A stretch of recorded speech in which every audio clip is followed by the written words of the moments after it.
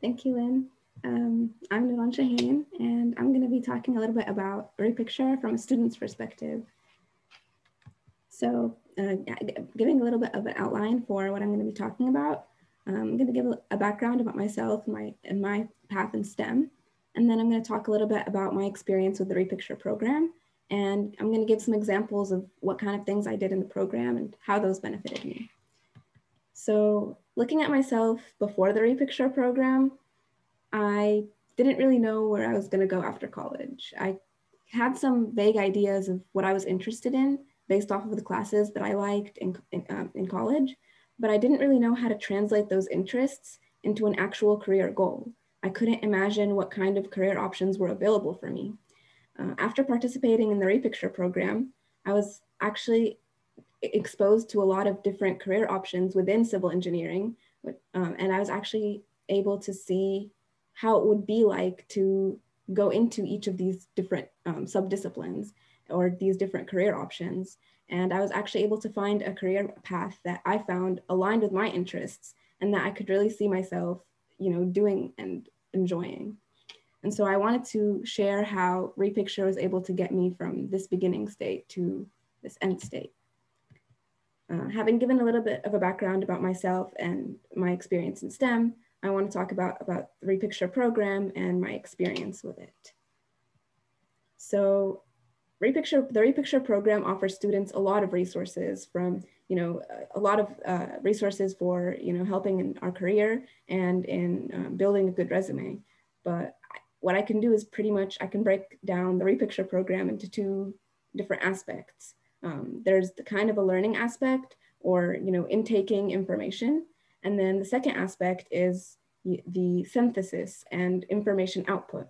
And so the first aspect of the RePicture program, the learning aspect, students can learn a lot about STEM careers through one of two options. They can look at different profiles of STEM professionals and learn more about what it's like to be professional in STEM and their experiences. And they can learn also from projects that STEM professionals work on and see what it's like to work on those different projects. So looking at an example of a bridge engineer.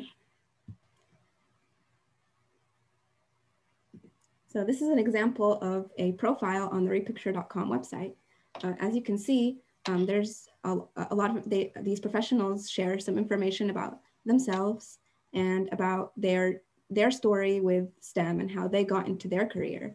And this is really beneficial information for a student because you can learn how this professional that's very experienced first chose to themselves join this career path and why they like their job, what a typical day at work looks like for them. You can kind of get a feel of, what is it like to be, a bridge engineer? What is it like to be a transportation engineer? It allows you to kind of see it from their perspective, which is very helpful for me as a student. And you can also look at different projects that STEM professionals work on. So for example, this is we can look at a project that was posted to the repicture.com website.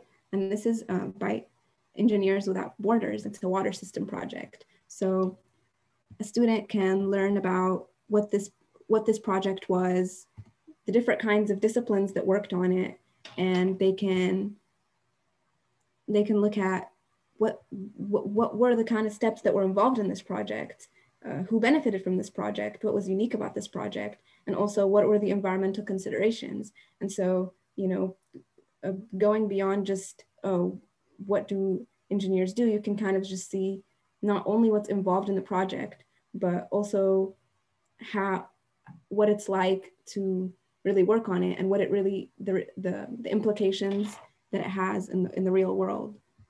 Okay. So that was the kind of learning intake aspect of the RePicture program. There's also the synthesis or learning output aspect of the RePicture program, which involves entering projects into the RePicture website. What is the motivation of entering projects into the website? Well, there's actually a lot of motivation for that. Well, first of all, there's contest awards and recognition, which is a really big one. You get to enter awards, enter contests to get awards for looking into a different projects, and you also get recognition. Like you could get an interview, or you can get to be recognized by leaders in your career path of interest. You can also learn more about a career in civil engineering or a career in STEM. You can learn about what it's like doing these projects really allows you to understand these projects more than if you just read about it. Researching adds another aspect of learning. And then also you can help younger students to learn more about STEM projects. So when it comes to entering projects into RePicture, there are generally 3 approaches to doing this. You can enter a project that you previously worked on. So this can be from work or a school project. And then the second category is entering a project that you researched, which is like I mentioned before, just a project that you were interested in, researched. And then the third category is entering a project that you interviewed a professional about. I'm going to give a brief example of each of the type of projects that I worked on in the RePicture program. So the first type of project is a project that I had worked on previously. And for me, this was a school project, the Hurricane Harvey flood data analysis. And it was part of the National Academy of Engineering Grand Challenges for Engineering. And what I did is I uploaded this project to the repicture.com website. As you can see, this is my profile, and I upload this project to my profile, and I can kind of show other students, oh, what does an undergraduate civil engineering student, do and study. And so a little bit of a brief of this project. I got data from the United States Geological Survey and developed a code that that analyzed the trends in the flooding and provided maps and other graphical tools that would allow one to analyze the different trends in the flooding based off of the data and determine the trends in the flooding. So this the kind of questions that I answered about this project, or the description of my role on this project and a typical day on this project. So similarly to how the professionals shared information about the projects that they've worked on and their profiles, I've also done something similar. The second type of project is a project that I researched. So for me, an example of this project is a project I did on the Itaipu hydroelectric dam. So typically these projects involve first finding, something that you're interested in or a motivation for, what project that you want to research. So usually the motivation comes from the contests, and the different each contest has a different topic for a project that the students can research and learn more about. And so that's usually the motivation for the topic of the project. And it could also just simply be that the student is interested and wants to learn more, which was what it was in this case. So the second thing, that after choosing the topic for the project, you can, the next step is to just research the project and, really learn more about, who was involved and who was involved in the project and what were the steps that were, involved in the project, what were the challenges. And so you kind of explain all of these things in your write-up, and which gives you yourself, what gives me myself when I was uploading this project, a better understanding of, what really goes into, a dam project, and, who benefits from this project and the environmental considerations. And by writing up these projects, you actually learn a lot. And then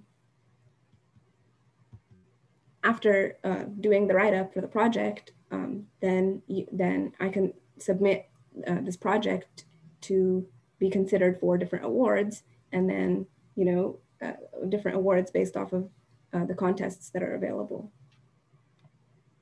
And then the last type of project is a project that I interviewed a professional about.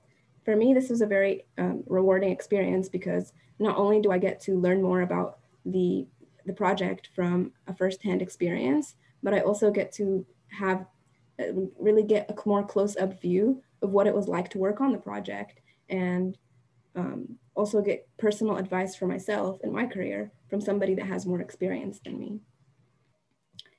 Having said that, what do I want you to take away from what I just said? I want you to know that RePicture can be used as a tool, not only for students, but for companies looking to hire as well. For me, RePicture served as a medium for bridging the gap between what I was learning as a student and the careers that were available in the real world. Not only did it not only does RePicture give students exposure to the different career options that are available in their career path of interest, but it also allows them to discover different career paths that they didn't know that they would be interested in. For companies looking to hire, RePicture can be used as a tool to develop interest in their disciplines and for discovering talent in students early on in their career. As an example of this, my university is a heavily research-based university, and our professors actually gauge interest in research from our freshman year classes. They try to excite the students about research and show them that they can consider a path in research in the future, and that's actually a very successful effort, and they get a lot of students to become interested in that based on those efforts. So similarly, RePicture can be used as a tool to develop interest in different STEM career paths, whether that be in industry or in academia. I lastly want to thank the Maryland Association of Floodplain and Stormwater Managers for allowing me to speak here and for sponsoring this award. I've really benefited from it, and thank you again.